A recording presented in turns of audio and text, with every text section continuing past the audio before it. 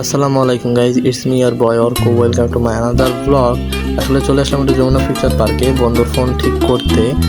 ওই দেখো Jamuna future park দেখা যায়। তারপর ঢুকে গেলাম যমুনা ফিউচার পার্কে, একটু নিজেকে দেখে নিলাম।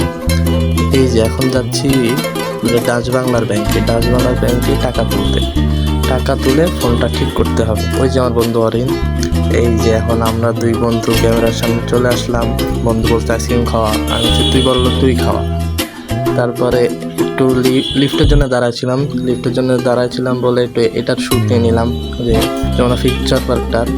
তারপর ফোনের দোকানে চলে আসলাম, একটু আয়নার সামনে নিজেকে দেখালাম। ওই যে আমার বন্ধুর ফোনটা ঠিক করতেছে। বন্ধু এসে বলছে আরে আমার 3,000 টাকা বাস। এই তো ফোন ঠিক করা শেষে বেরিয়ে গেলাম বাসার উদ্দেশ্যে। তারপরে বাসে উঠে আবার একটু ক্যামেরার সামনে নিজেকে দেখিয়ে নিলাম, চুল ঠিক করে নিলাম, ভদ্র হলাম। এই যে বাসে থেকে নেমে রিক্সা উঠে গেলাম।